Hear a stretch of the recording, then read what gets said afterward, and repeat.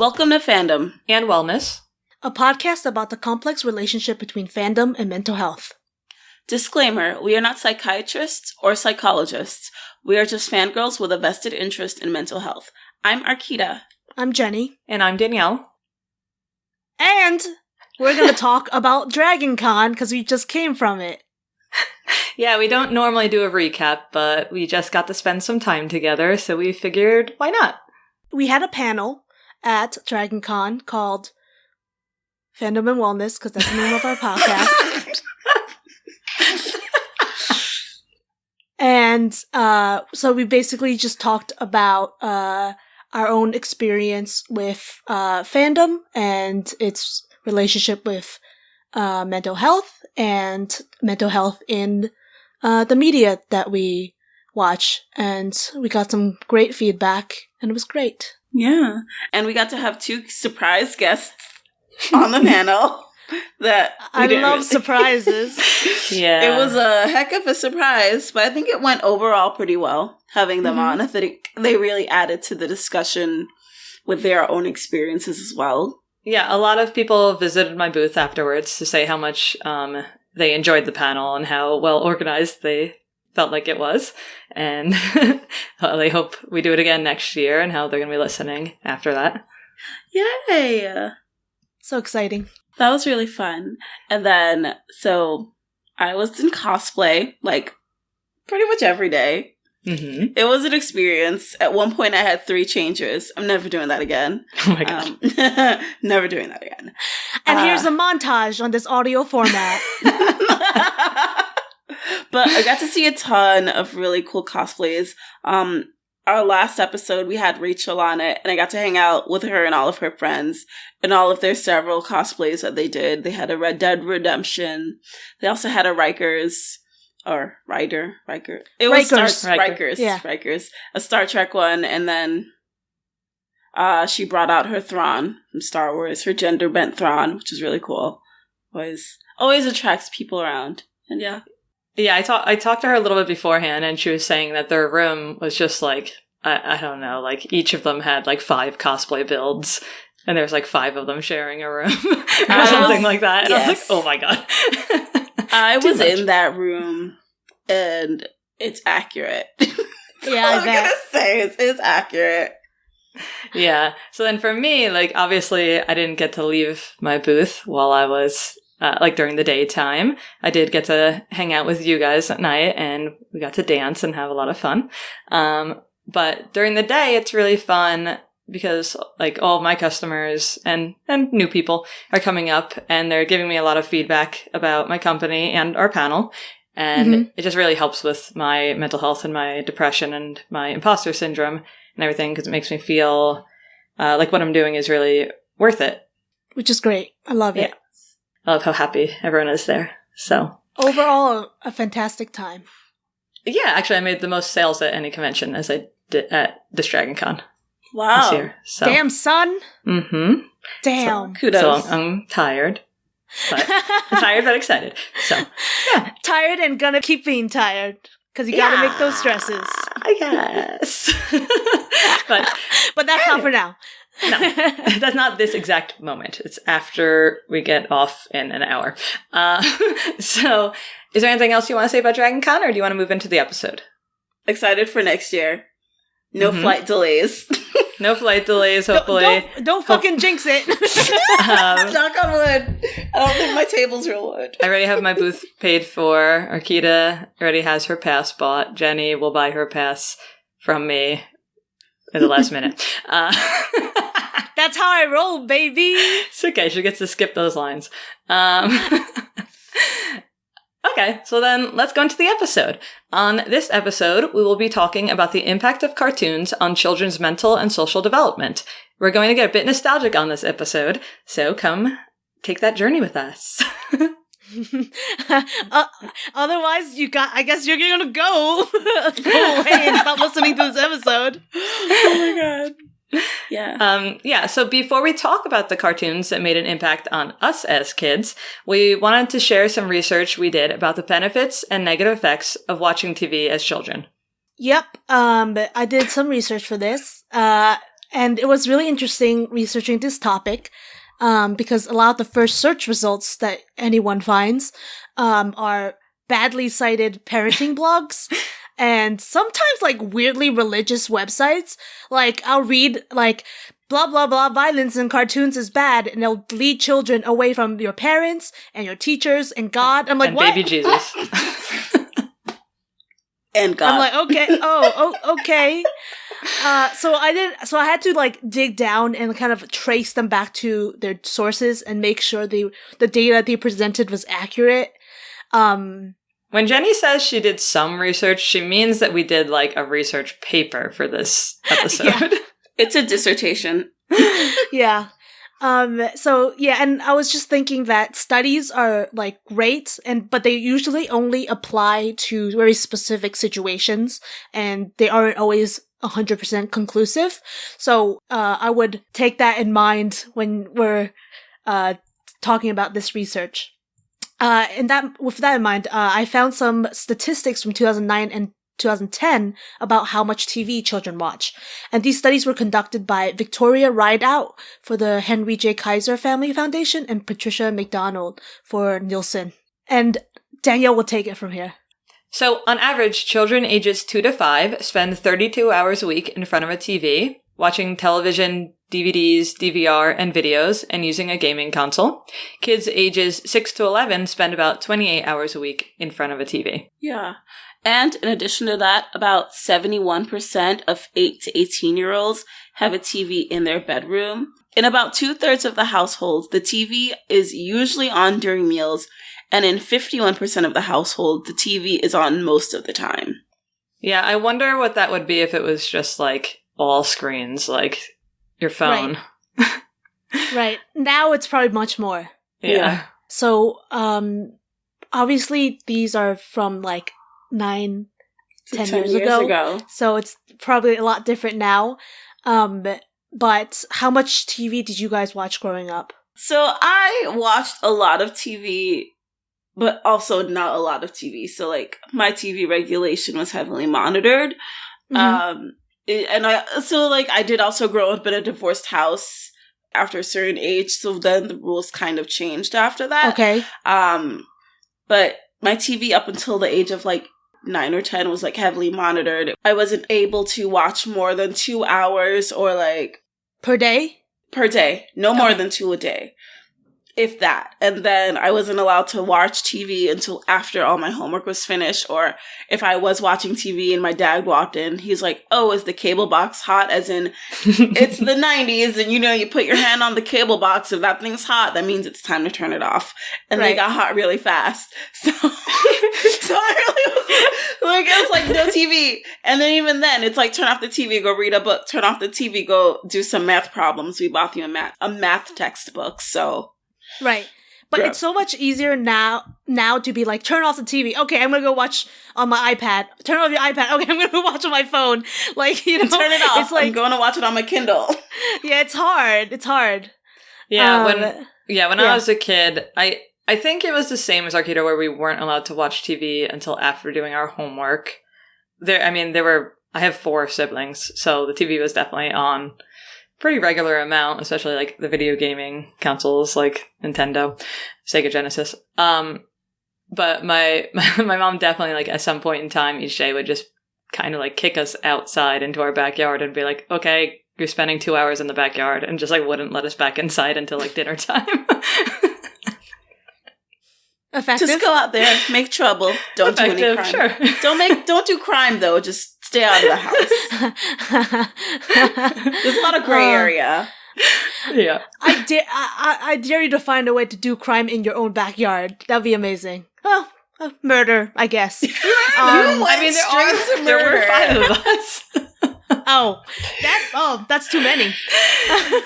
Yeah. I love my siblings, but that's a lot of fucking kids. Yeah. So like my youngest nephew has very limited TV access, and I can tell that based on how much his parents interact with him and limit his TV, that it has caused him to be kind of advanced in his learning. So he's like learned how to like talk a little bit faster, and like because he's like imitating them more, and they're just like constantly talking around him. So it's kind of interesting to watch. Yeah. How much TV did I watch? Yeah. That's a great question that I asked. It's hard to remember. Yeah, I don't remember very well because I don't think... Wow, my memory is bad. My memory is very bad. It's okay. Maybe we should start journaling. I should definitely start journaling. I don't remember being particularly, like, controlled about it. So, I guess I just did what I wanted, man. Did you have TVs in your bedrooms? I did not, no. Arkeida?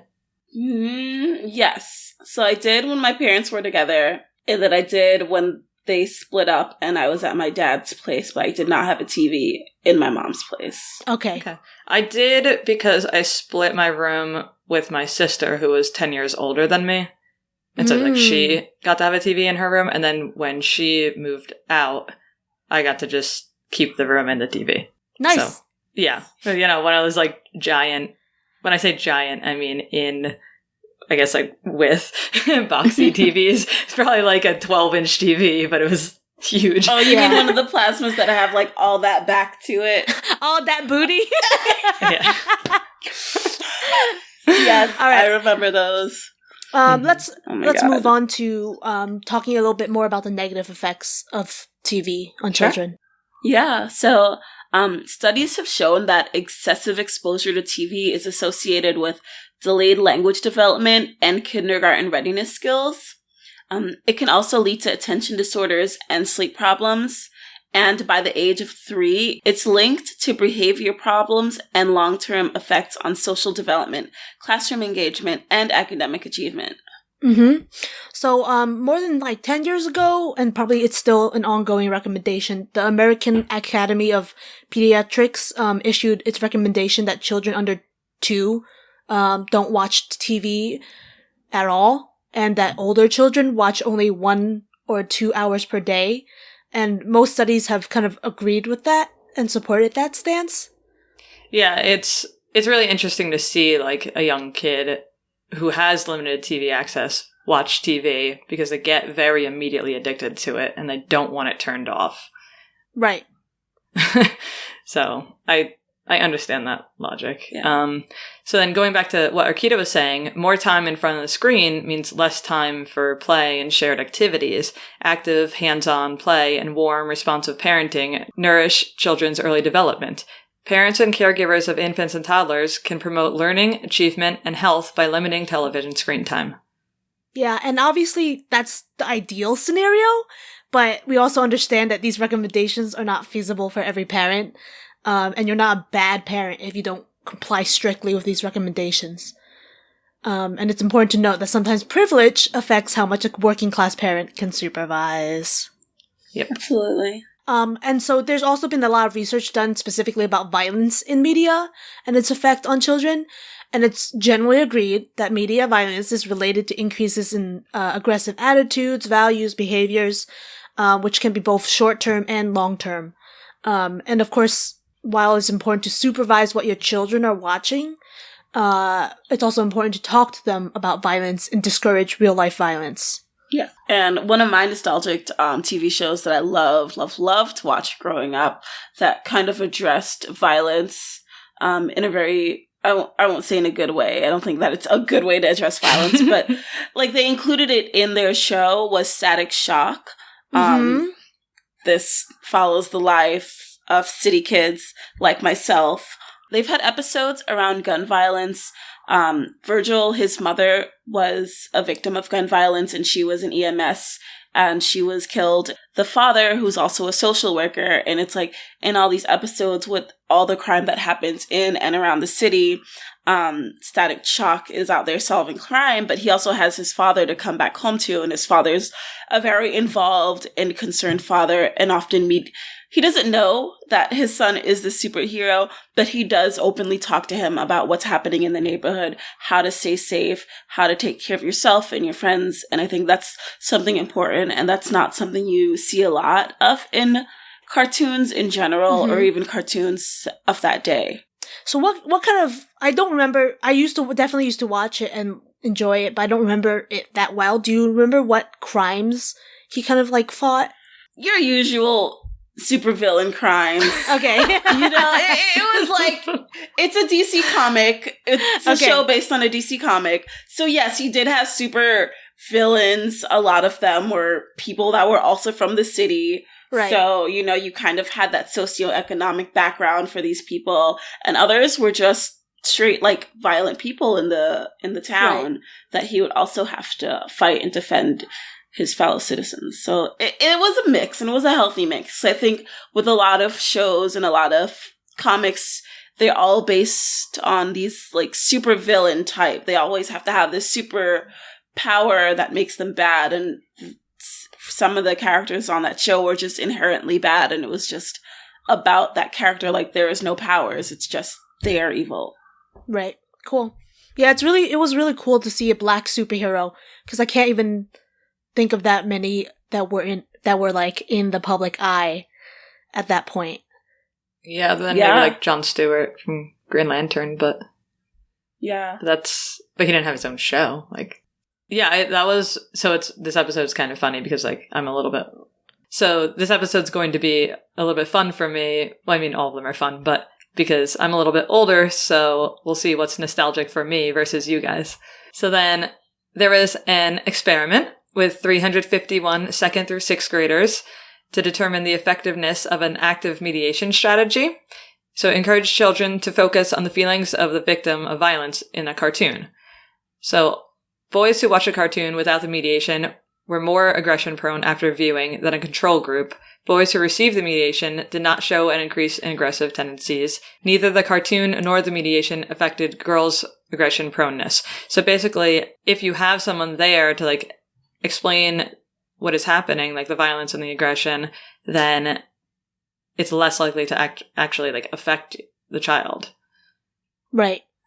And they, like, if you make them empathetic and think about what the victim of violence is feeling, then they'll understand more why violence isn't funny or whatever. And it reminds me of, like, when Max hits me, I will over Max is her adorable nephew. Oh yeah, my nephew Max. Nephew mom. Yeah. When Max hits me, I will over-exaggerate how much it hurts, even if it doesn't hurt that much. Sometimes it fucking hurts, man. But even when it doesn't hurt, I'll over-exaggerate it so he understands the effects and the consequences of his actions and his violence. So I think that's super important. Yeah, teaching children empathy is obviously vital. The show that's currently doing the best job of that, like, I think inarguably amongst most parents, is Danielle Tiger's Neighborhood, which is based on Mr. Rogers. I think I've only seen a couple episodes with my niece and nephews. It's like the puppets from Mr. Rogers. It's a story about, like, their grandkids. So, like, they're the cast on the show. So the show is super diverse because I think that the only white character of all the puppets is, like, the king and the grandkid. So there's black doctors and, like, postmen and just, like, whoever. Like, so I assumed that everyone in this thing was a tiger, but nope. I'm seeing that's not true. There are tigers. Okay. Because, like, Daniel's grandpa is a tiger, so Daniel's whole family is tigers. He was the tiger that used to hang out with Mr. Rogers. Mm-hmm. So Daniel is the grandson of the tiger that used to hang out with Mr. Rogers. Oh, interesting. It's an interesting concept. But yeah, but the show does an amazing job teaching empathy. It, like, asks what, like, Daniel and his friends are feeling. Like, the parent, like, the parents on the show, like, the parent tiger asks the Daniel tiger what he's feeling. Yeah. And it does a really good job of making it easy for parents to be able to create conversations with their children. Yeah. Obviously that only works if the parent is kind of, like, paying attention to what the kid is watching. Right. But shows that showcase empathy it is proven that it creates a lower rate of bullying with children. It decreases bias and greater levels of family cohesion. Usually the kids have more compassion. Empathy is related to higher levels of pro-social behavior, lower rates of aggression, and more positive relationship with others. Usually, the whole concept of empathy is just like being able to, if you can see something, you can be something, or you can see how other people can be it. Right. Yeah. So, Daniel Tiger, 100%. Go watch it. I'm going to make my nephew watch it. Oh my god. But yeah, I guess like jumping into some of the benefits of cartoons, there's a lot of educational TV shows out there that were out there, such as Blue's Clues, Arthur, The Magic School Bus, that can help kids learn in an interactive and engaging way. They kind of contribute to improving the children's knowledge of math, geography, and vocabulary. Mm-hmm. I love seeing Ms. Frizzle cosplays at conventions. Yeah. Always the best one. And then like Dora the Explorer is a great example of a children's cartoon, which I don't know if there's still current episodes. I think when we were looking it up, we said like they're still recording in August. The last episode was last month, but it was right before the movie had come out. So I think the movie was like the end. That's so wild. She became a real girl. That's so wild.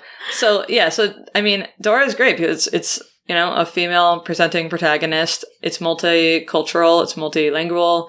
There's an emphasis on problem solving. It's well paced, so the talking is slow and deliberate, unlike my talking for tiny ones. So it's just, I don't know, like kids can just learn a lot from watching it. Yeah. Also, kids who watch these social interactions in cartoon, they tend to then model their own behavior after the behavior of the characters in the cartoons. Yeah, and you can see that whenever, like, people like superheroes, and, like, they like watching them be super, but kids especially learn from their behavior, right? And so, the cartoon that comes to mind when I think about that is Adventure Time. Do you guys watch Adventure Time? Yes. Nope. Have you ever tried it? Yeah, no. I think I've watched a couple of episodes of it, and this was years ago. Say at least 7 or something years ago, and I couldn't get into it. And I don't think I also don't watch a lot of cartoons now in my older age, right, that aren't necessarily like Bob's Burgers. Yeah, I think that's about it. But I think Adventure Time is a good, like, I watch an episode here and there. That's basically what I do, and when I'm high. So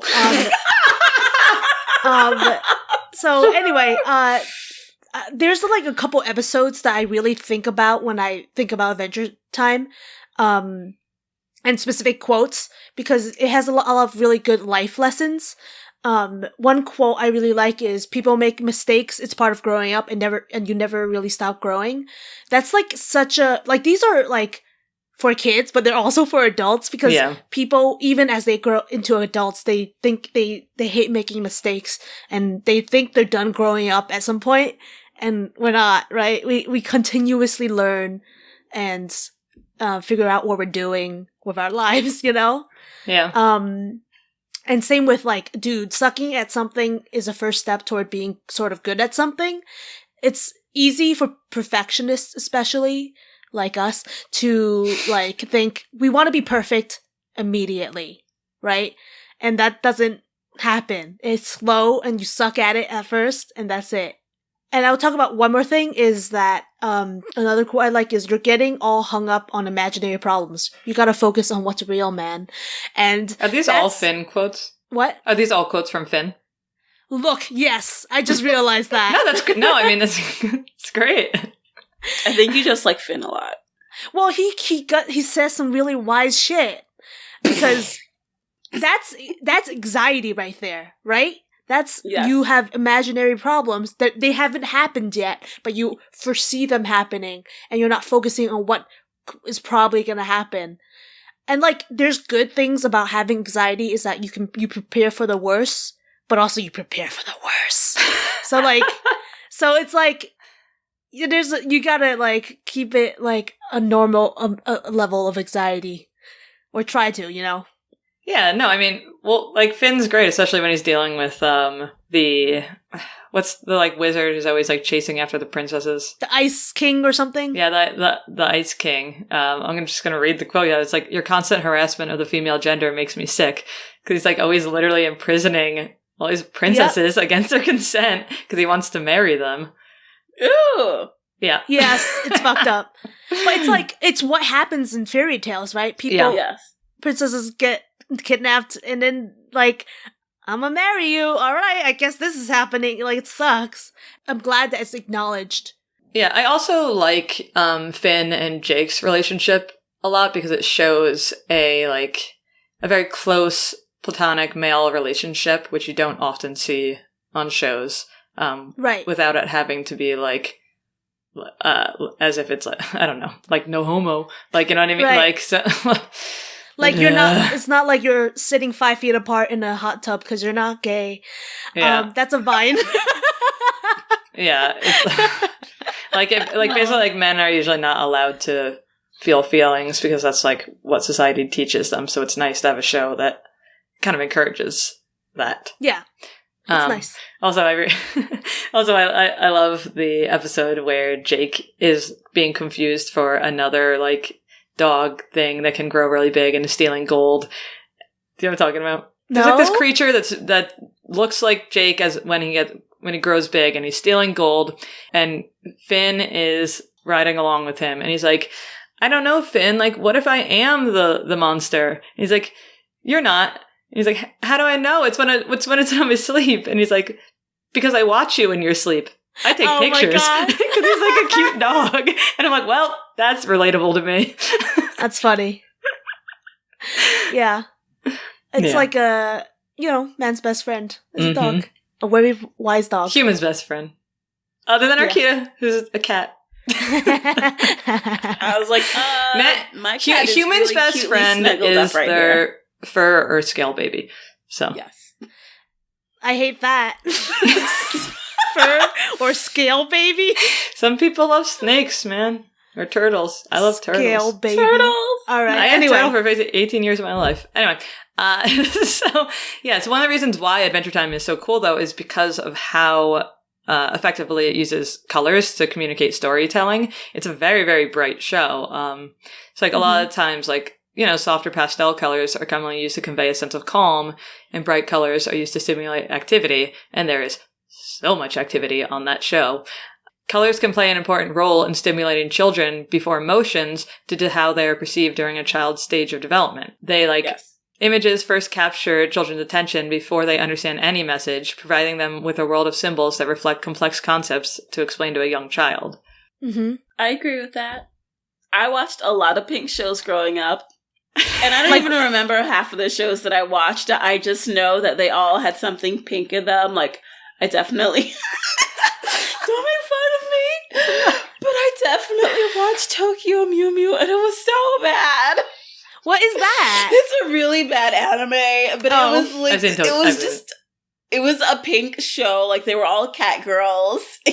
Ooh, okay. But, like, a lot of the shows that I watched when I was younger, like Angelina Ballerina, stuff like that, like, pink was the main focus. It's like, you saw the main character, and she's in pink, and she's really cute, and she's really sweet, and those are the shows that typically that I was attracted to. Before I knew that my favorite color was pink. Now I know. Right. I mean, that tracks. Yeah.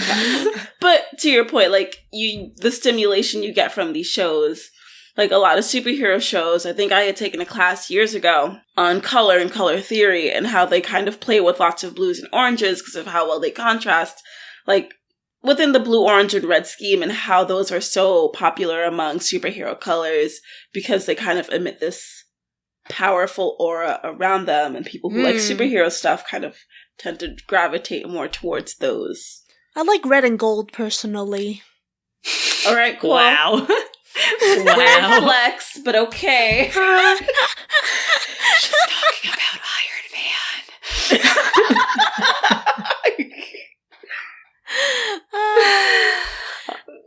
Yeah, so to continue with the superhero vibe, the Batman animated series was a show that I loved when I was a kid. I think it came out when I was about 6 years old.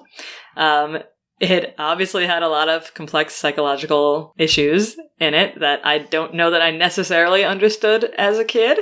And it's fun to go back and rewatch them, to listen to like the Arkham Sessions, which is Andrea Letamendi's podcast, along with them. Arkeida, I know you also really love that series. I did. The thing about that show is it came out when I was like 2 years old. Yep. So it's a show that, yes, it is kind of nostalgic for me, but I didn't really get into it until I was like 13 or 14 when they were reruns. So I was already older when I was starting to watch the show. Okay. I don't think my parents would have allowed a 2-year-old to watch series. Just putting that out there. Like, I was like, but to your point, yes, the characters were very complex in the way that they did play with color on the show. They portrayed everyone as, I don't want to say it was as bad as the current DC movies out, because it was brighter. It also wasn't filmed super dark. But you could tell by just watching the show that you knew it was going to be a dark show, and the emotions you felt around it were going to be like pain, anguish. Like, there were going to be some very strong and deep emotions, and I think you really got attached to a lot of the characters on that show and the way it was told. I think they did an amazing job playing with color in a way that was able to tell like a captivating story for children to be able to understand whether or not they understood like the trauma that these different characters were going through, and still be interested and have fun watching this show, while adults could also watch it and be like, oh shit, these are based on the comic books and they are amazing. Right. Yeah. Also, real quick, because you were mentioning like not being able to watch this type of stuff when you were 2. Whenever we basically spent like, me and my brothers spent like almost every weekend at my grandma's house, and she would take us to Easy Video, which was the video rental store, and she would let us rent whatever we wanted, and we always rented like Nightmare on Elm Street and like Puppet Master and just like all horror movies, and I don't know why she allowed us to do that, because we were legit like 5 years old. That's a nope from me, dog. That is Yeah. young. As long as we watched Jeopardy and Mr. Bean with her, it was. She don't give a fuck. She don't give a fuck. Yeah, and my mom never the wiser. Weird trade off, but okay. Cool flex. That's so funny. Weird. I would weird flex, but she loved Mr. Bean. Oh my god. Okay, so. I mean, like, there's obviously a lot more we could say about the Batman animated series, but I know that a lot of mine and Arkeida's love for it is based on when we're a little bit older, and so we want to keep this more based on how it affects children. So let's move on to the X-Men animated series, which also came out around the same time as the Batman animated series. I'm realizing that now, but my parents let me watch that. What?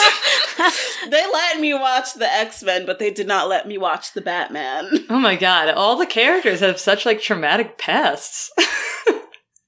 I think they let me watch it because Storm was in it. I could see that. I think that out of all of the superhero shows that I did grow up watching, more of them were people of color. And yes, I say this, and I'm going to tell you a really funny story. I didn't own my first Barbie until I was like 12 years old or 13 years old. And I wasn't allowed to have Barbies, A, because she was white, and I definitely had way more black dolls growing up. Yeah. And then B, my dad was like, you can't have Barbies because she's a bimbo. And I was like, hey, Barbie sometimes is a doctor. Ken is the bimbo. Know.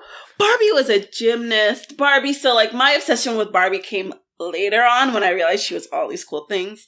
Also, Barbie's doing a lot of really cool things now. She's still doing. She ran for presidency. Okay. Well, anyone can do that now, but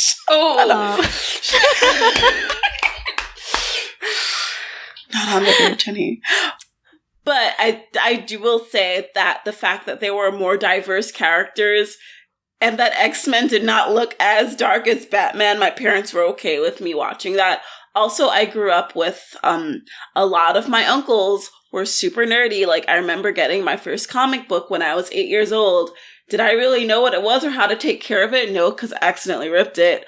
Oop. But I know, and I think back and I was like, oh my God, what was I thinking? But it was X-Men comics, and that's kind of what kind of started that me. Makes sense. Yeah. I hope that wasn't worth a lot of money. Yeah, I mean, like, X-Men is definitely not as dark, literally. Yeah. Like, even like take place in the night. Like, the storytelling isn't quite, yeah. And, like, yeah, like, Batman, like, as we know, like, the whole, like, Joker and Harley thing romanticizes abuse, which I do sometimes think about if that affected my choices in relationships versus if my choices in relationships affected how much I loved Harley Quinn. But, always interesting concepts. But, yeah, X-Men, one of the best concepts of it is just that it deals with othering. So it's a show that, like, anyone who doesn't quite feel like they fit in would love, especially like as a kid. No, and I feel like I was going to say that whole othering situation, that's me growing up as a child in Brooklyn, but all of the schools that I went to, literally first grade through junior high, I was in a Jewish neighborhood or a white neighborhood. So it was like a very jarring experience going from where you live, where it's everyone like you, and then you're going to school and not quite as many kids are like you, and then it's like you're still othered within all of the groups, so where do you fit in? Right. Weirdly enough, one of the things they edit out of the show is that Magneto is a Holocaust survivor. Oh, they really? took that out? Yeah. The show is actually like pretty censored. For, I mean, like, it's not, and then it is for things that don't make sense to be censored. It just says he's like, I don't remember, like a war, I guess, like, survivor the Holocaust or something like that. Is a like, very heavy subject to address. Sure, but they address other things that are complex for children to understand. It's a weird thing to leave out, but right. Interesting. It was the 90s. I don't know. Yeah, it's also it's cool because, like, I mean, like, I've had anxiety since I was a kid, and that show, like Rogue's character, and it wasn't in the X-Men animated series. It was another X-Men animated series that came after, where they were like in high school. Do you know what I'm talking about? I think that's the one I'm thinking about. Oh no! So that one had Scarlet Witch in it. Wait. And so I remember like feeling a lot of feelings for like Rogue and Scarlet Witch in those two different X-Men series because of how much anxiety they have. But yeah, something they don't really edit out is I mean, there are a lot of female protagonists, which is really, really cool. But something they don't edit out is how, like, much they decide to sexualize them. Mm-hmm. Like, they have Rogue, like, make out with, like, an unconscious Cyclops at one point. Ooh, what the? What? Yeah. The 90s definitely, was a lot of, like, I don't know, like, hyper masculinity and, like, over-sexualized women, and, like, that's what the cartoons that were available to me as a child were. Okay. Yeah.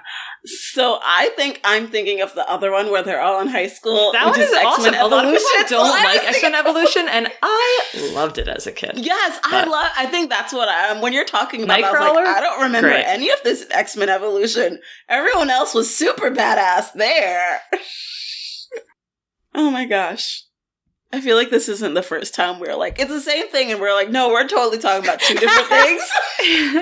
Whoops. Okay.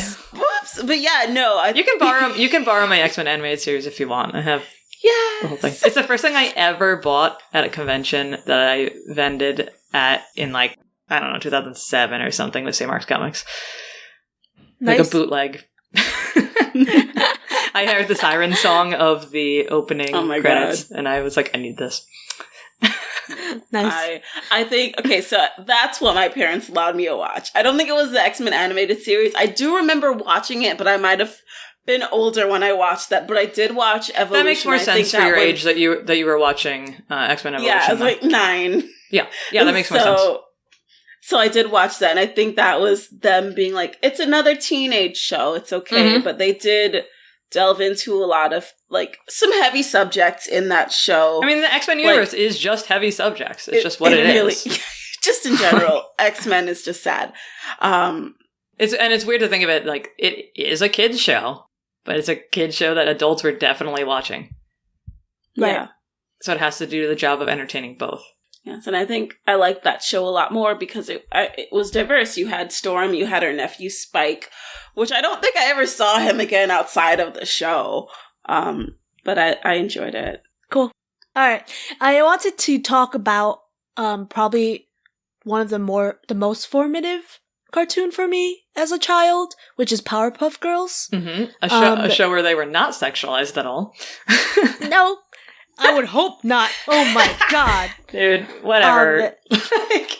So I guess there wasn't a male writer, so it's the reason why I identified so much with the Powerpuff Girls was because it was 3 sisters, and then I have 2 sisters, so it's 3 sisters. Aww. And I identified with Buttercup. I was gonna say I need to know which one you were. Oh my gosh, really? Yeah. That doesn't shock me.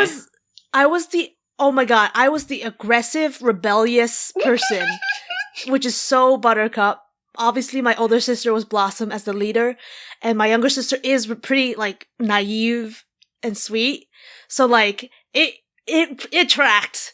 So, like, I identified so much, and I was obsessed with Powerpuff Girls. And I loved how different each person was, and they weren't, like, all a traditionally female role, right?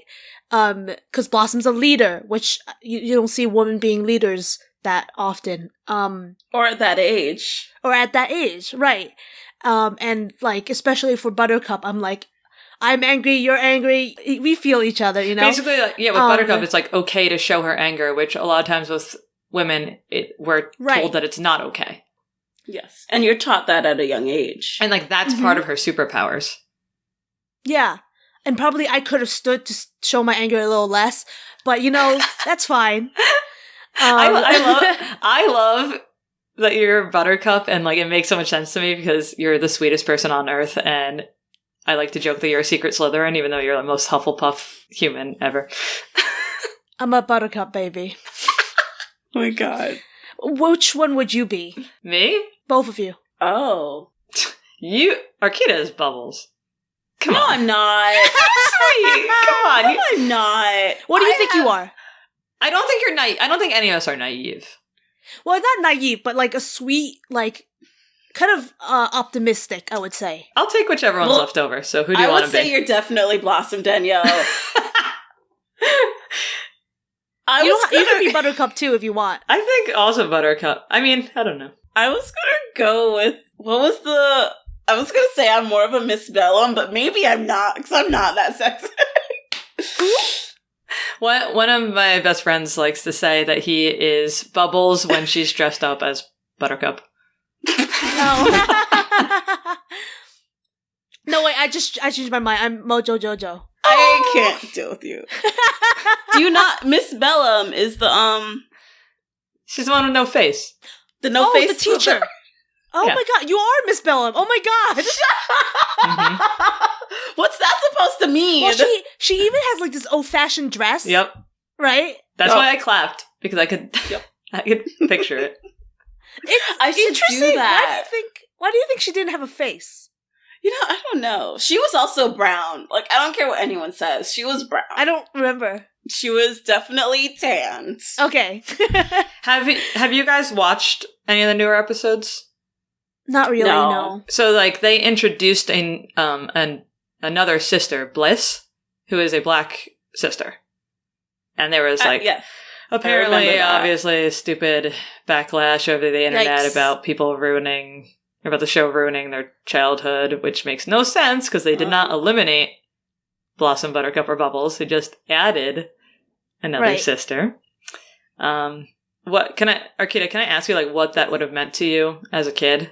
I think as a kid, I probably would have watched it way more, because, like I said, I tended to watch more shows centered around Black, African American, or any other person of color than I would with like a white character. And it's not to say that I didn't identify with them. It was just more comforting to see that on the screen. And even then in the 90s, it was a hard thing to do. So it was like, there were way more shows with white leads and white protagonists than there were of any other ethnicity. So like me and my family essentially had to work really hard to find that for me. And so if that had existed when I was younger, I definitely would have paid way more attention to the Powerpuff Girls. And I loved the Powerpuff Girls growing up, but I just was like, in my head, I was like, well, everyone's white, which is also why I couldn't get into Full House, because I was like, everyone's white. No thanks. The White House. Like, it's a cute show, but no thanks. Yeah. Oh my god. Yeah, like I obviously can't see how it's a bad thing to add another sister. It's like you're rebooting the series. Why not make it more interesting and more like yes, and better for and more also, people? Like, what other supervillain is out there that they might not have already encountered? There was one episode where they literally encountered every single superhero at the same time. So why not just introduce someone new? Like, it's not that big of a deal. Yeah. So I also really get upset when people say, you've ruined my childhood, blah, blah, blah, blah, blah. And I'm like, Ghostbusters. oh my god. Ariel. Oh my god. And like, yeah. the No movie one went still back exists. in time and did anything to your child. No one did anything. You can still go back and watch and enjoy these things. You don't have to watch the new one if you don't want to. So like I feel that way about a lot of things that have been rebooted. And in my head, I'm like, well, you know what? It's for somebody else. They'll enjoy. I'm not going to watch it. Like that's it. That's the end of the conversation. You don't need to have a petition. You don't need a boycott. You don't need a riot. Like, Yeah. just It's like, mind your business. I don't know. It's like, know what ruined little black girls' childhoods? Never being able to be seen in any of these shows with only white leads. So like, Yeah. props to Powerpuff Girls for adding a character of color. Like, But I told Jenny I do have problems with Powerpuff Girls as much as I do like the show, but it does have problems with transphobia. There is an episode on the newer one called Horn Sweet Horn, where they basically like, it's supposed to represent a unicorn transitioning, or well, I guess a horse transitioning into a unicorn. right. But they like rip off the fake horn that it's wearing, and then they make fun of it that it's not a real unicorn, and then Bubbles becomes friends with it because she wants to be friends with a unicorn, and the whole episode is about Bubbles' feelings, not the unicorn's feelings. And then they force the unicorn to go through like a life-altering procedure to become a unicorn, and they make them like sign all these waivers to like remind trans people about like just how life-altering the surgeries are. The whole episode, whew, what an attempt. What a failed attempt. Basically, it's what happens when you just don't ask trans people for advice on your episode that you're about to put out to like be like, we love trans people. Like, you know what I mean? It's Right. It's white feminism, And in the and end, it's like she, like the oh. unicorn was a unicorn all along. Ooh, yeah, at the end, like the mane like gets like brushed away, and it had a horn the whole time. What? Right. To say that like trans women are really women. Like, Okay. It's a clunky as fuck. Yeah, it's a lot. And I also remember like the character of him Mhm. or is it him or HIM? I call it him. I call him. Yeah. Like, I mean, I remember as a kid thinking that was a transgender character and thinking that they were super freaky.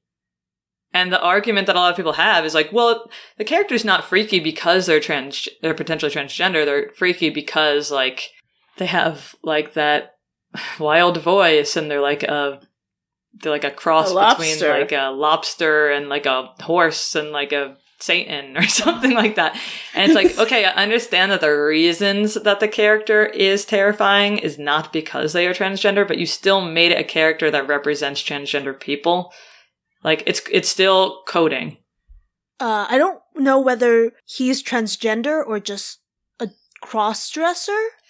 You know what I mean? Yeah. I don't know either, but I know Right. that a lot of people read that into it, and it's dangerous for the people who do. Especially because it's pretty much the only example of cross-dressing or transgender people probably in the media. Yes. Yeah, and that's something that like children At that point, it's basically like children are like shown this character is like a super evil character. Right. So it's a little bit, and there's other examples on the show of like I don't know. There's other examples throughout the show, and it just there's always something, I don't know. I mean, there's another character on the show that's like, I think it's on like their roller hockey team or roller derby team or something like that, and it's a woman, and they make fun of her because she has like hair and is like large, and so they're saying she like looks like a man and stuff like that. Like there's several examples throughout the series on so how they can do better in that area. I think that a lot of cheap comedy, which can be in cartoons, is one gender dressed as the other. Yes. And like there's that episode where 3 big dudes dress as the Powerpuff Girls. Mm-hmm. And it's a classic one. And it's funny, but also you have to think about why that's funny to you. As a kid, it's like, that's what you're told is funny, so that's what's funny.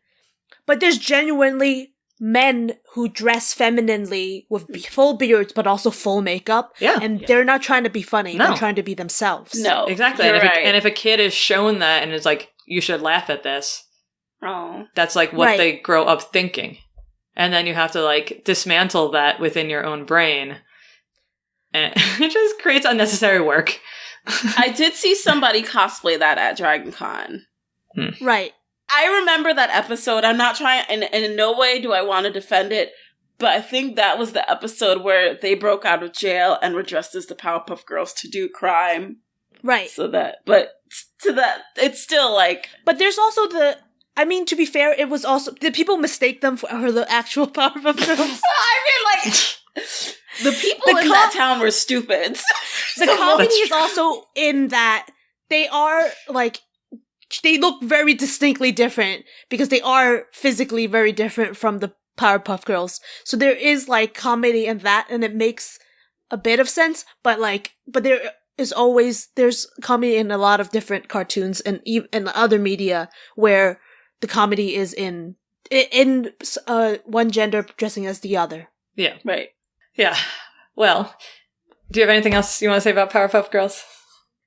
So some more research I found was that the media promotes girls' concerns about their appearance and the idea that they should treat their bodies as objects, and that's concerning in cartoons and in adult media as well. And we mentioned earlier that luckily Powerpuff Girls is not that kind of show, but research has found that exposure to appearance-focused TV content increases body satisfaction among 5 to 8-year-olds, which is crazy, a crazy young age for girls to be focusing on their body, you know? I mean, it makes sense. I mean... It does, but it sucks so bad.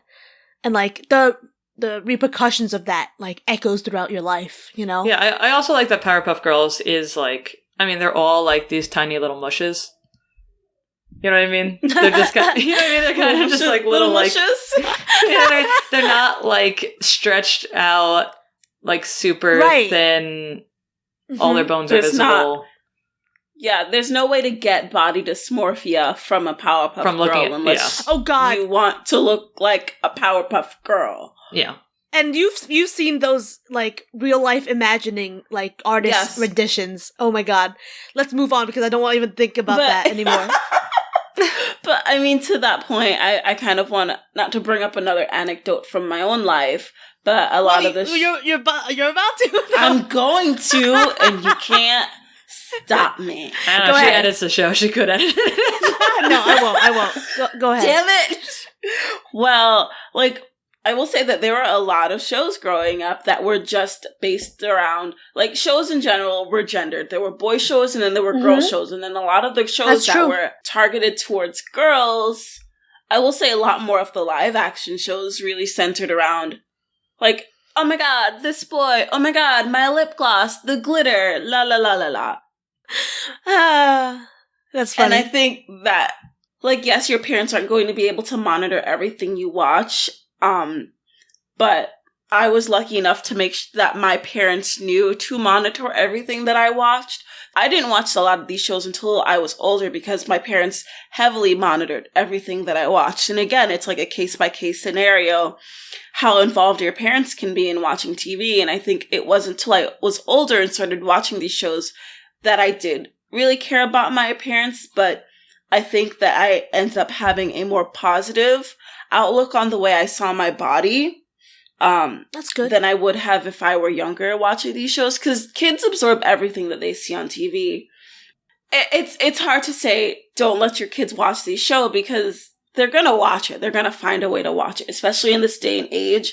But at the same time, like, talk to them about their body and say, you know, the way you look isn't the way your best friends look, isn't the way your cousins look, isn't the way your uncle is not, your body is not going to look the way the people on the TV look, and your body is your own. These TV shows, they're kind of there to make you insecure or make you buy all these things to feel better about yourself, but the only thing that's going to make you feel better about yourself is you.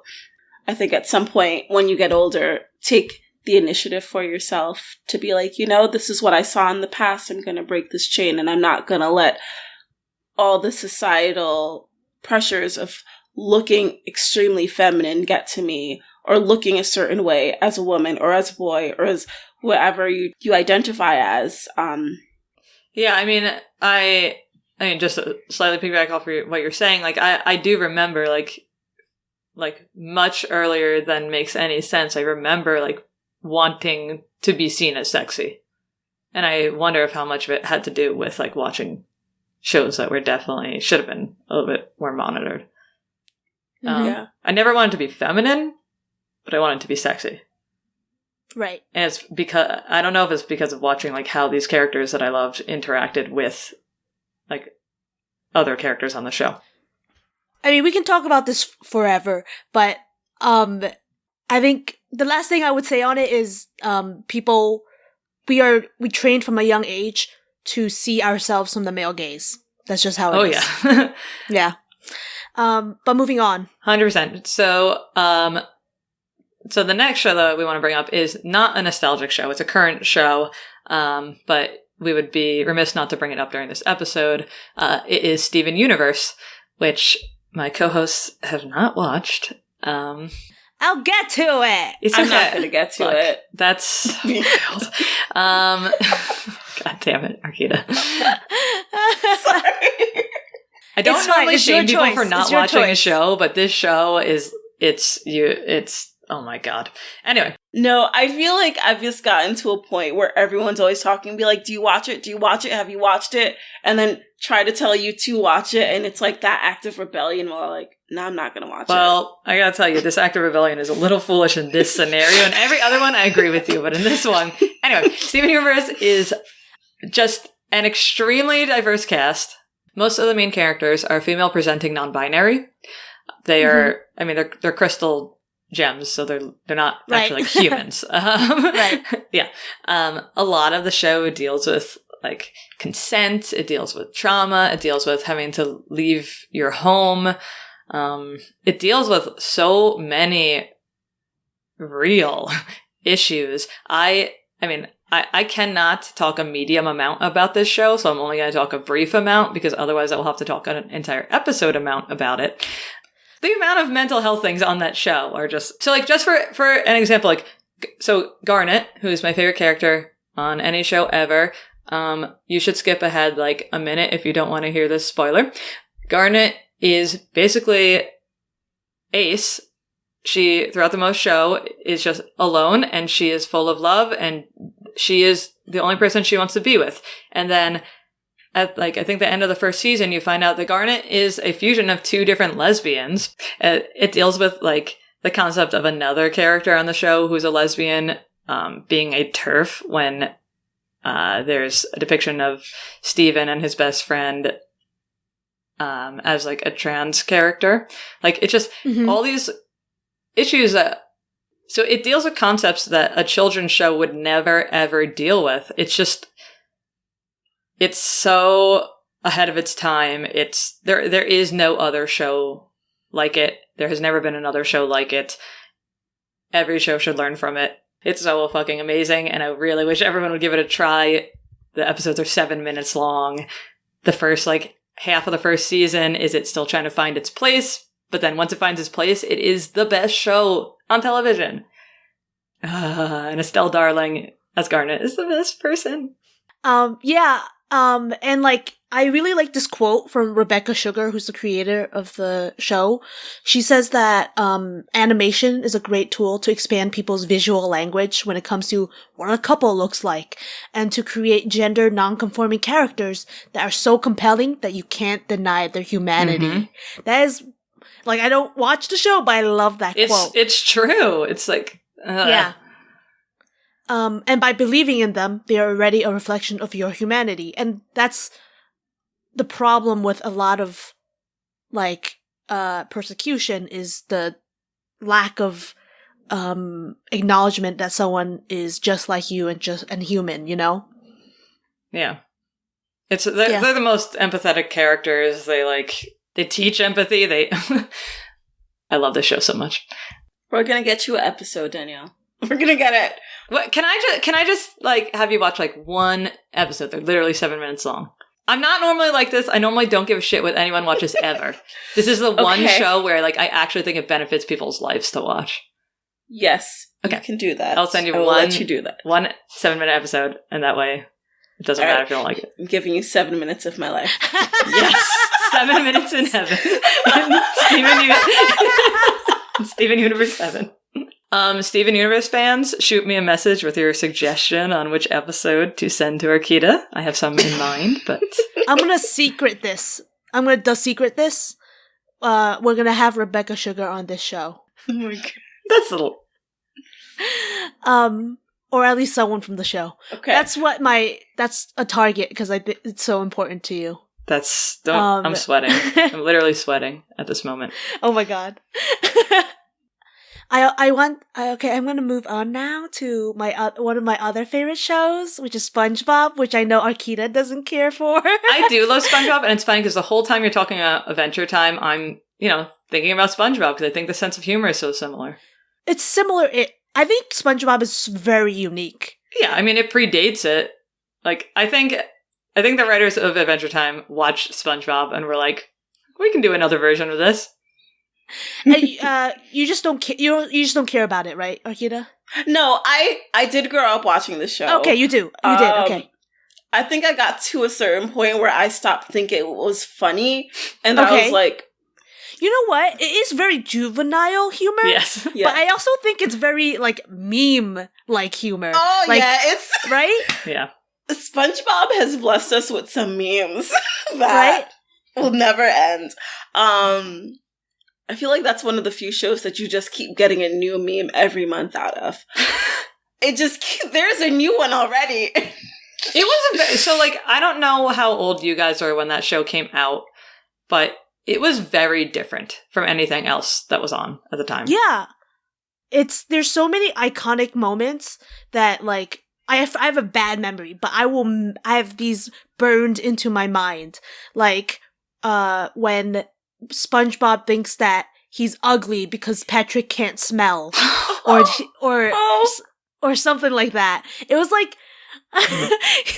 and just the Krusty Krab is so iconic, and the pride he takes in his job. And Squidward is Squidward and SpongeBob are such a dynamic duo, right? And I know everyone says they think Squidward is a killjoy, and then they realize they are Squidward once they grow up and become an adult. And I'm Patrick. Still? I'm Patrick. And I also, thinking about it, I realized that it portrays adulthood in a way that is weirdly accurate at times. Mm-hmm. And SpongeBob is a gem in that I don't know anyone who's that excited to go to work. But I raised my hand. But every single day though. I love working. Okay. But, like, there's, like, a thing to it where it's because he has a very specific mindset. Because Squidward works pretty much the same job at the same place, but it's all about how you think about your job and the things you do, right? And it's really interesting to see that as a child, to think optimism can get you through life and, like, make you less depressed if you are able to, like, kind of change your mindset about things. I will say, adding on to Squidward being a killjoy, I don't think he is. I saw somebody say something recently, and thinking back on it, I can kind of agree with what they're saying, is Squidward really takes pride in his self-care. Yeah, like, you're right. He really does. He plays his clarinet, he paints, he does all these, like, he has all these artistic outlets. Because he's stressed, he's like, I'm going to take care of myself and do all these things. So I think that's one way of looking at adulthood and trying to be a responsible adult, is having these outlets for yourself. Also, right. I wanted to throw in, what was the episode?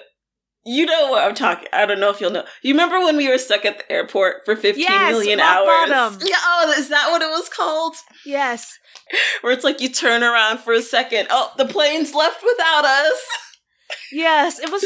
Yeah, it was the episode where SpongeBob was stuck in rock bottom, and he had to. He kept trying to catch the bus, but every time he even, like, turned away, he was.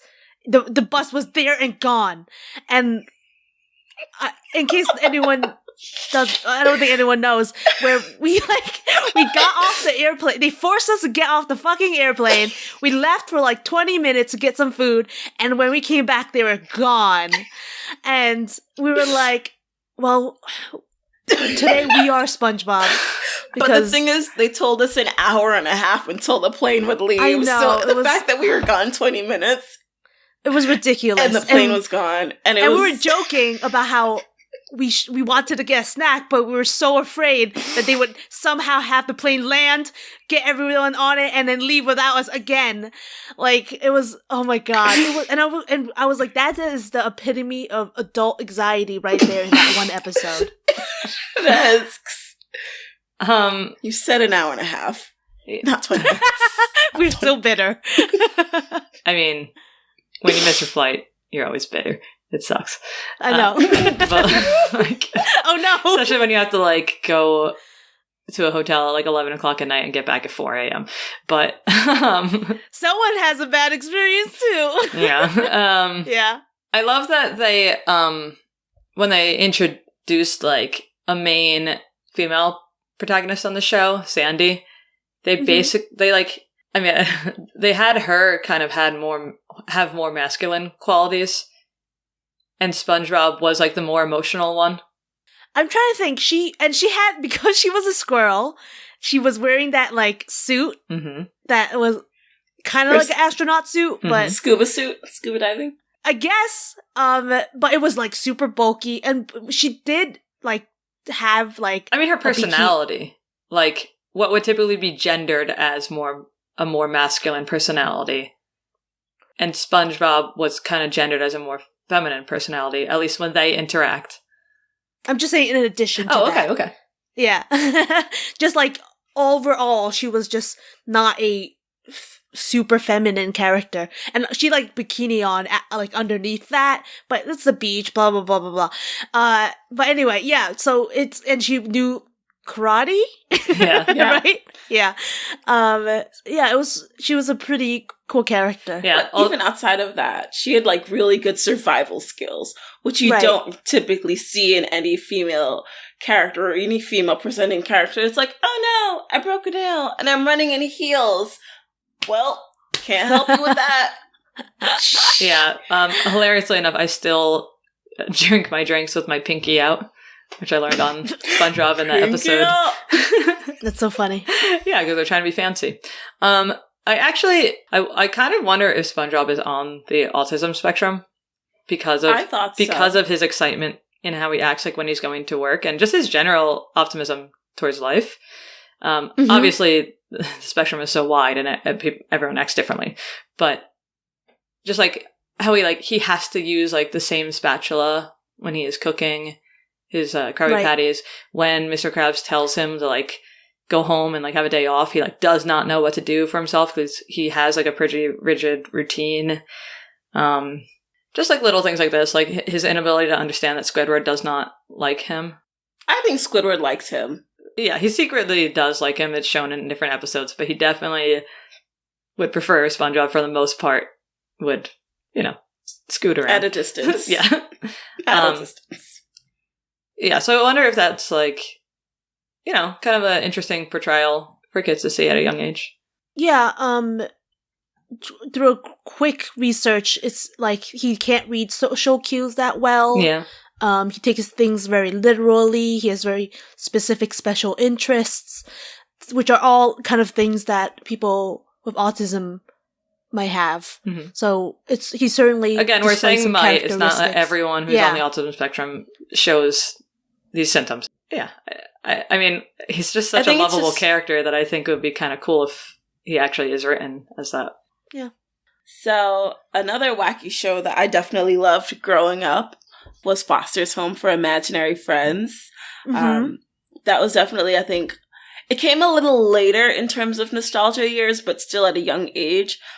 But that one resonated a lot with me because it was a show about imaginary friends, and I definitely had lots of them growing up. I also didn't have that many friends growing up, so the fact that it was a show like this, like there's never been anything like this, and also it kind of comes in a sense of choosing your own family, which I know so many of us have had to do or have done or are doing. They're your support system, and I think that's what really was important about that show. Also that not everyone was what they seemed on that show, and I thought it was cute because one of my favorite characters on that show, I did not like Blue. I thought he was super narcissistic. Mac was too good for him. Wow. To be honest. But my favorite person on the show, or imaginary characters, were Mr. Harriman. I think that's just my inner Ravenclaw wanting order, and he always wants order, no chaos. And then the other one was Eduardo, who presents himself like as this giant purple scary monster. But he's like the sweetest thing. And I thought, wow, not everyone is what they seem. And if you give people the chance to get to know them, they'll show you a different side. Arkeida, if you like shows about found families, you know a show you would like? Steven Universe. No, I don't know. I don't.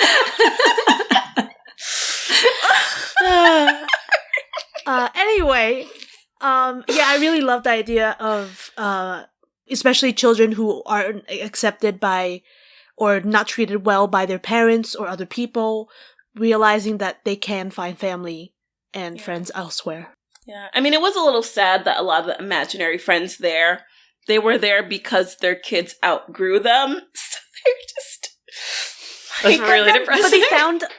But they found a family, which is nice. They found a family within themselves, and people could go, like other kids can go and adopt them, so then they had a new family. Sweet. Just sweet. Yeah. I thought that was an interesting concept, because you never know what happens to, like, your imaginary friend when you're done having them. Yeah. Oh, God. That's... Okay, alright. Danielle just drew a line across her She did, like, that Undertaker thing. Oh, my God. Yeah, I don't know. Anyway, I don't know why that show reminds me of All Real Monsters. I know it's not anything like it, but I guess just like all the little creatures, all the little monsters running around. But next, yes, So other shows will show that really, really resonated with me was Hey Arnold. Yeah, sing the theme song right now. Hey Arnold.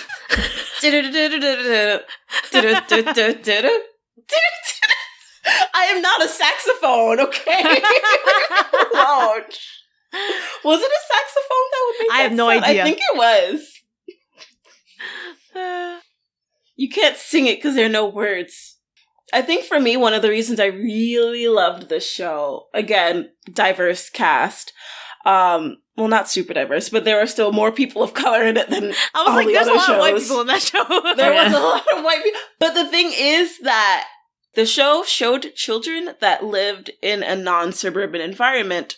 Mm-hmm. They lived in the city. They were inner city kids. There were kids commuting from outside of the city. And I think that for me, that was important because everywhere I went as an adult or like even growing up, everyone would always be like, oh my God, you're from the city. You must have grown up so fast. And I'm like, no, I just grew up with more common sense than you. Like, I don't know what to say. Now, Oh suburban kids grow up fast. Yeah, and in my head, I'm like, none of us were doing half this shit that you guys were doing. Y'all are on some crazy shit. But it's like this whole thing that if you grow up in this city environment, you take away your childhood. You're not playing outside. It's not safe for you. And yes, in some instances, that is the truth. But overall, I think the life of me and the life of a lot of my friends and a lot of people I knew growing up has stayed the same. We still went outside and played. We still rode our bikes to each other's houses. Only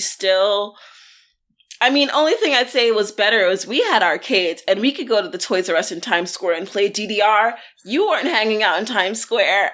No. I did that every day. No, suburban kids were getting drunk and high way too early in life. Yep. It's crazy. Inner city kids don't do that. No, I think we don't do that because we see the things to repercussions do. of what can happen, and we have things to do. That too. But I will say, watching this show, you were able to relate to a lot more of these characters, even though they did not necessarily look or act like you. You were able to relate to the experiences they had. Like, for example, the episode that really stuck with me, and I think it's just because I'm the oldest, was the episode with Helga and her older sister, Olga. Helga and Olga. They come from immigrant families. Helga is super, super neglected. And Olga, on the other side, has all this pressure from her family. It's because she's the oldest and she's about to go away to college. And there's one episode where her older sister is having a breakdown in front of her younger sister and saying, you are so lucky. Nobody cares about what you're doing because she has to work. She's got to help provide for the family. She's got to have all these good grades. And to her sister, Helga, she just presents as Little Miss Perfect that her family loves and cherishes and cares about more than her. But in reality, like, she's got all this weight and pressure on her. And she just wants the opportunity to live that life that her younger sister has. And I think I really related to that a lot. And I've had a lot of pushback in my life is because I am the oldest child of immigrant families. So there was a lot of pressure to go into a field or just like to have, for one, having straight A's, always going to school. Mm-hmm. I started working like my first job when I was 10 years old. Oh, wow. I've worked ever since, like not even that, like just me telling my dad or telling my family, I don't want to go into accounting or mathematics or any kind of non-creative career. That was like the biggest shock to them because that's something that happens. And that's something that you see a lot in a lot of immigrant families is like they raise their kids to be the best they can be, but also like make a lot of money, and they kind of correlate your career in maths and sciences, accounting, all these things with how much you're making and how much work they've put into getting you to that point. And I'm in fashion, and it only took them until a few years to realize, wow, like I would say 2 or 3 years ago, it was like, wow, we're really proud of you. And I think that's a lot, hearing your immigrant parents saying they're proud of you, because it's I'm hard. Still waiting. Oh, I'm not. I'm just kidding, kind of. But no, it's just you're not. when they see that you can be successful in a career that they haven't chosen for you, and you're making money. It might not be good money, but you're making enough money that you can have a living. Right. And you live comfortably. Then that's when they realize, okay, I did the best I could. You chose a different path. I'm proud of you and how hard you've worked and how far you've come. Right. Yeah, I think that's a common immigrant kid experience. What a layered show for children. I mean, like, I loved that show when I was a kid, and I think it's, like, they did a really good job, like, showcasing, like, families of, like, a lower income and still making everyone want to move to New York. Yeah, there was an episode. I'm So sorry, cool I really loved this show, and I think I had rewatched all of it in college. There was an episode where there's one girl who's very, very, very rich, and her father, she's daddy's girl, essentially. Rhonda, the character Rhonda, she was very rich. Her father ended up losing all of his stock, so they end up having to move to the poorer side of quote-unquote New York City, because in New York City, you could turn a corner and just be in a different socioeconomic, like, right. neighborhood. Mm-hmm. So they ended up moving into I don't know how to say it. I don't know what kind of house it was. So the house that Arnold's grandparents owned was like a boarding house. And her family moved in there. And she was just having a hard time adjusting. And it wasn't even her adjusting to the fact that she was poor. It's just her adjusting to the fact that poor people lived like this. And it's like, Arnold comes from an atypical family, yes, but he wasn't upset about the family situation he had. He came from a loving home. He always had food on the table. Like, by so many definitions, he was not poor. Me watching the show as a kid from the city, immigrant parents, I'm like, Arnold's not poor. He's pretty well adjusted. Like, he's just a regular kid like you and me. And it shows disparity in how he kind of has to help her be like, this is how other people live. Yeah. You have to live and respect it. Like, not everyone's gonna have the luxuries that you have. I mean, his room was incredible. Yes. But I don't know, that show was it was wonderful. Nice. Yeah. I mean, it's so sad. The show even dealt with emigration. Do you guys remember? No. It was one of the teachers. I think it was in the movie, in the Hey Arnold movie, where he's looking for his parents, or maybe it was like right before that. One of the teachers was a refugee and ended up having to give up his daughter so that way she would get someplace safe. That one was like, yeah, this show used to get really deep, and it was surprising how deep it would get for a children's show that was so wildly popular. I don't want to say it was the Vietnam War, but it seemed like it at the time. But he had a child, and he ended up giving his child to the military, or just like, when they come, just so that she knew she would have a better life. And then he eventually immigrated to America to teach, and he said he thinks about her every day, but he hasn't heard or seen her. It's so sad. I'm like, did he find her ever? I really hope so, but I mean, I loved that everyone came from different walks of life, and they tackled a lot on that show. There was fat phobia, there was just episodes about like humans being inherently evil when they had the Pigeon Man on it. Cool. So, what about you, Danielle? Any other shows you really liked as a kid? I mean, I grew up on The Simpsons, so it would just be... What's that? Yeah. I don't know what that is.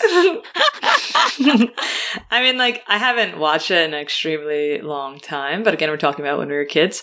I mean, it's one of the only shows I can remember that my family, like, watched together on Sunday nights, which is funny because, like, they're not an ideal family, but they do definitely love each other. Jenny? He chokes his son. I know. And it's funny. It's supposed to be funny. It's definitely messed up humor. Yeah. Oh my god. I know. There's absolutely a lot wrong with the show. Again, if you can't tell, most of mine created a colorful childhood.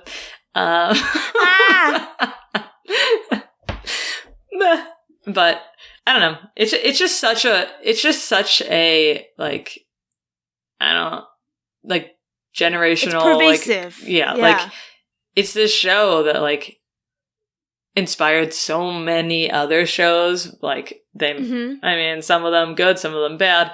Futurama is my favorite show on TV. So like, But other shows maybe aren't so good. But it's just like there's so many like references to The Simpsons that even if you haven't watched it, most people understand. It just has been on for like 30, 40, how long? 30 years? 100 years.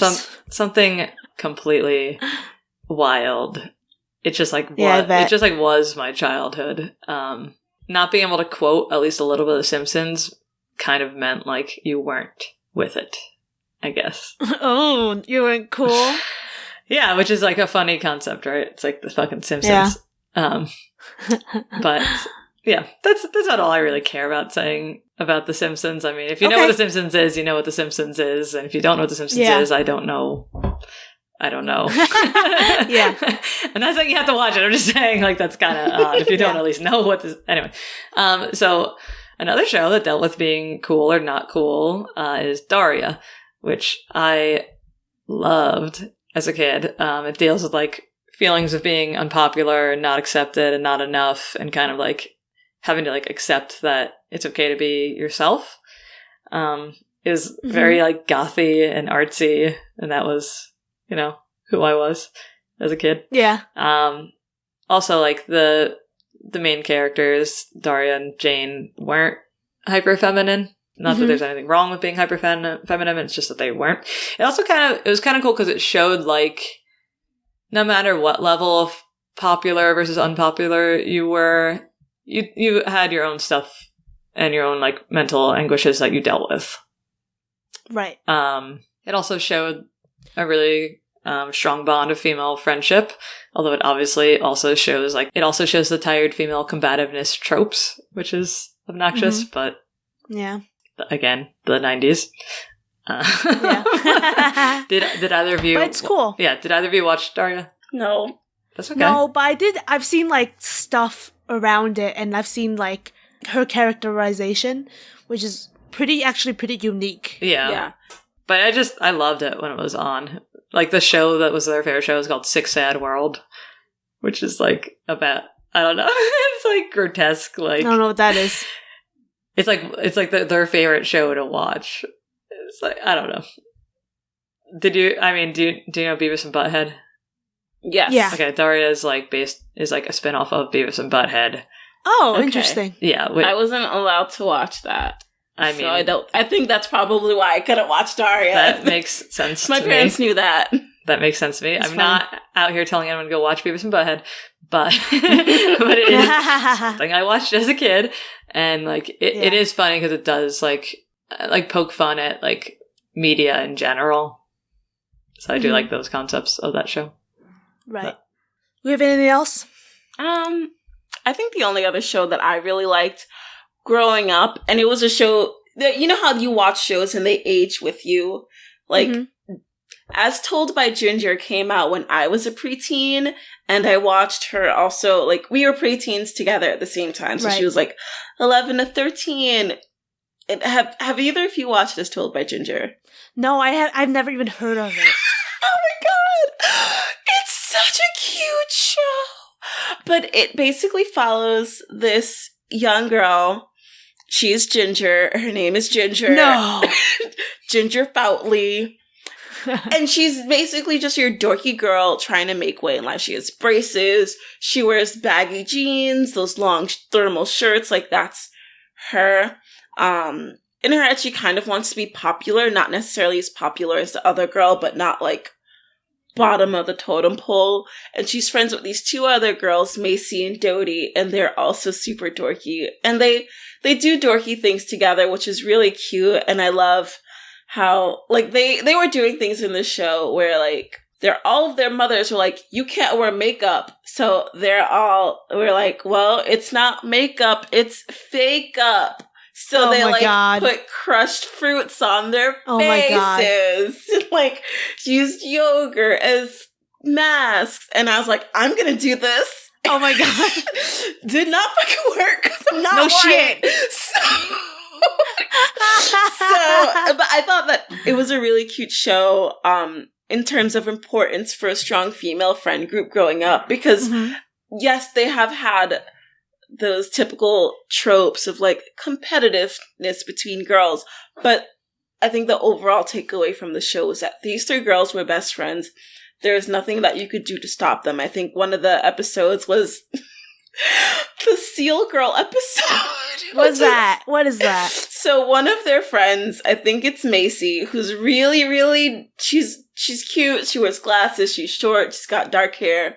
And I think one of her favorite shows when she was younger was The Seal Girl. And the Seal Girl sings this really sad song. So for the show and tell, or a talent show, she wanted to go on stage and sing the Seal Girl song. And everyone was like, girl, don't do this. Don't do it. And she went on and sang the song. And I could kind of sing it for you right now. If you want to hear it, it goes, Please. I'm a little seal girl living in the real world. And it's so hard to get by. 'Cause seals can't even cry. Oh my god. It is hard being a seal girl. It's hard being a seal girl out there. And at the end of the day, even though they were like, don't do it, this is a bad idea, she's out there on stage. And you know what? They were trying to like push it off and be like, oh, we can't, this isn't okay. And they came to support her in the end. And I'm just like, I think that was really important. That's Seal funny. girl. And I'm going to isolate you singing that song and put it somewhere. Oh yeah, can we just put it on our Instagram? Like for this episode, just like I on loop, think so. like I think so. Okay. I'm a little sea girl. Nope. Seal girl. Living Short in the and real stuff. Nope. world. That's exactly what I thought she was singing, and that's all I'm gonna hear. I'm so. like, that's not quite. It's a lot sadder. And she's in a giant seal costume too. That sounds amazing. Okay, so are there any honorable mentions? I'm just gonna list mine off, but Jenny, I think you wanted to like say like a line about yours. Yeah, I just had a couple that I want to just say a single thing about. For example, I have to mention Jackie Chan Adventures because that was about Jackie Chan and her I think niece or great something like that. Niece. Yeah, niece who was a Asian American kid, and obviously I identified with that. And Jackie Chan's just like an amazing character who, like, he was like the standout Asian actor in media and was doing really cool stuff in comedy and action. So it was cool to see a cartoon based on that. And also Fairy Odd Parents was a really cool, funny TV show that one was really wacky, and also had pretty much a life lesson in every single episode, which I really appreciated. That show is great. Right? Isn't it? Yes. I love it. It's very funny and, do you remember that song? No, but sing it so that way we can put her song back to back with your song. It was by Chip Skylark called My Shiny Teeth and Me. Do you remember that? My shiny teeth and me. Shiny you remember teeth, that? shiny teeth.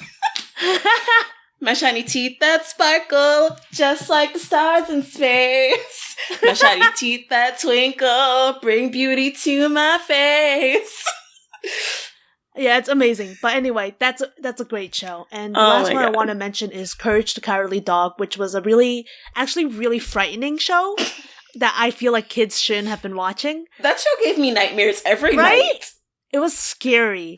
But that was the show I would stay up late to watch, and then because I couldn't watch TV.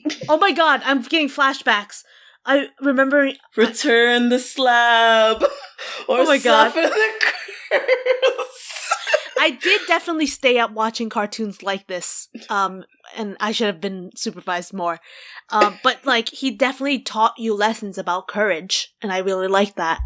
No, he taught me lessons to leave them old people alone. Leave them. Arkeida, do you want to list them off? Yeah, so a couple of my other favorites. Oh, sorry. I was going to ask you, Jenny, did you ever watch American Dragon? I mean, Jake Long, the American Dragon? I feel like I might have, but I can't remember. Because that was like, it was a little later than Jackie Chan, but that was another like Asian American one. But other shows that I really liked were Well, for one, Dexter's Lab. Dee was my shit. She was annoying, but like, I was an annoying older sister. And she was pink. And and she was pink and did ballet like I did. But also I thought it was fun, that healthy competition between Dexter and his enemy.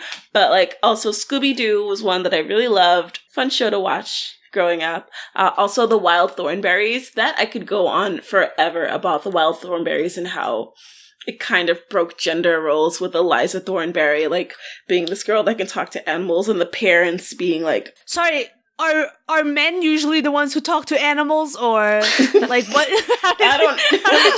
She just wasn't roles? A typical girl like her sister Debbie. Debbie was ridiculous. Okay. And so was Johnny. But on top of that, like Danny Phantom, I loved that show. Pokemon, I could go on and on and on and on. What else there? Tom and Jerry. That is a show that I will say has not all the episodes have aged really well, but I will give credit to the studio for going back and apologizing and like kind of prefacing it like, this is not who we represent now. This is what it is, as opposed to just hiding it and pretending like it never happened. So I really respect the studio more for doing that than them just saying, well, it was a product of their time. Also, Cow and Chicken. I don't know what that is. So let me guess. It was about a chicken called Cow and a cow called Chicken. No, it was a brother and sister. One was a cow and one was a chicken. Yeah, that makes more sense than what I said. Cat dogs? For sure. A cat and a dog fused as one. Of course, yeah. Yes. Yes. And then there was also Animaniacs and Samurai Jack. Wait, so do you like Animaniacs more or Pinky and the Brain more? Wow. You didn't expect that. Animaniacs. Okay, let's go with Animaniacs. I love them both. Yeah. Can't make me pick my favorite child. And then, what about you, Danielle? Wait, and then your last one. I talked over you. I apologize. Oh, it's okay. Samurai Jack. I really enjoyed that show. I don't think I ever got to see how it ended, but I played that game online. There used to be a game for it on Cartoon Network that you could play, and I was like on it all the time. Yeah. When I finally was able to have unsupervised internet time. Right. Yeah. Yes. I left this off my list, but I watched Cowboy Bebop when I was pretty young, and that shit, so good. I'm super excited for the show that's coming out. I still want to watch it. Whew, I will rewatch it episode for episode with you if you want to. I am so excited by the casting for the. It's on It's coming out on Netflix, right? The live action. So yeah. Oh, it's gonna be so good. Teenage Mutant Ninja Turtles, Looney Tunes, Tiny Toons, Ren and Stimpy, because apparently everything from my youth had to be a little bit violent in terms of cartoons. Just like anything having to do with DuckTales and like Scrooge McDuck and Darkwing Duck, which I'm still in love with, and like I still have friends who will send me Darkwing Duck things. And my nickname, the only nickname I had as a kid that I like drew on my name tag was Darkwing Duck, because the DW, Danielle Ward. Right. Yeah. Nice. Also based on Batman. Yep. Yeah. Invader Zim came out when I was a little bit older, but that would have been when you guys were kids. Yeah.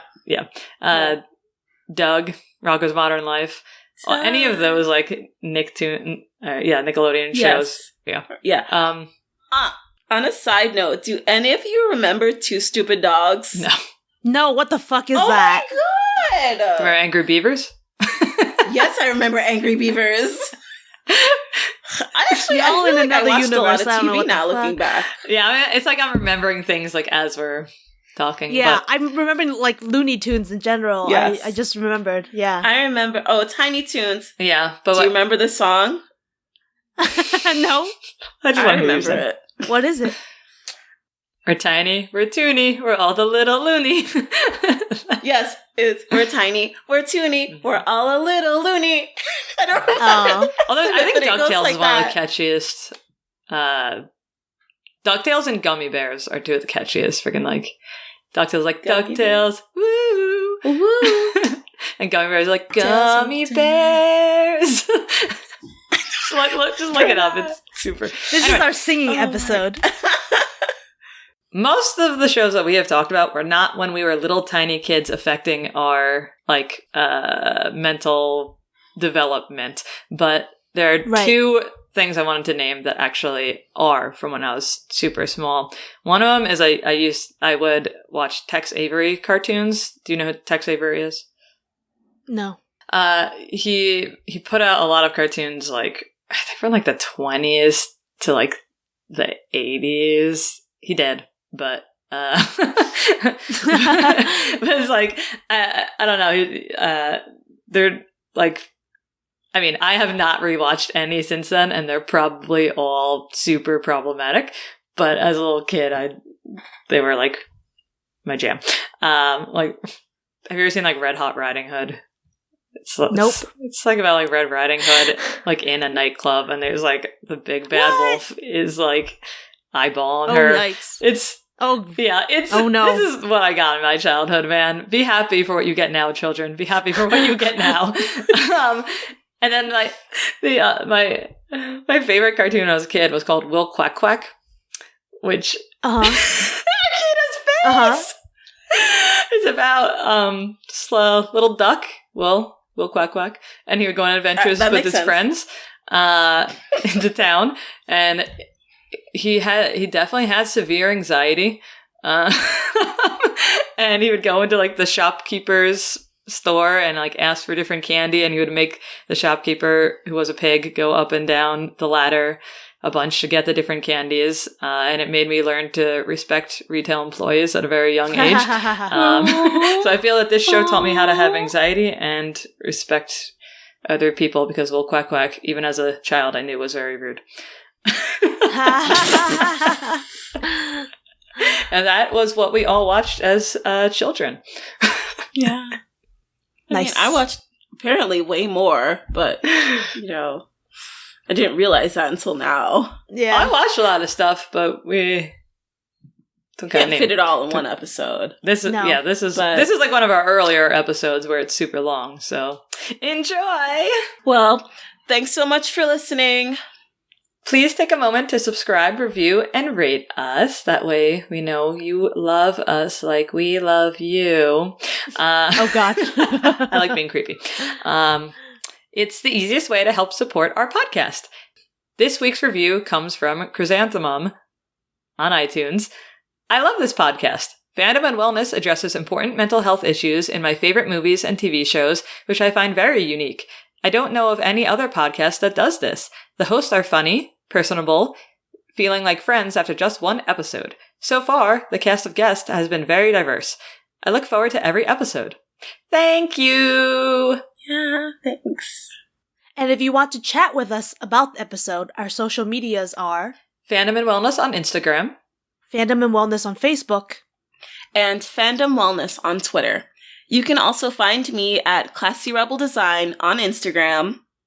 And you can find me at The Box of Shadows on Instagram. And you can find me at Little Petal on Instagram.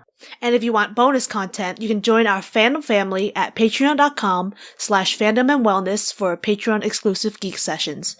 I just posted the LeakyCon panel that Danielle did about Harry Potter Hogwarts houses and mental health. Yeah, and that has Becky from the Pink Samurai on it. It has Jane Burson on it, and it has Amber from Galaxy Gear Boutique on it. And remember, be kind and take no shit. Yay! Yay! Yes!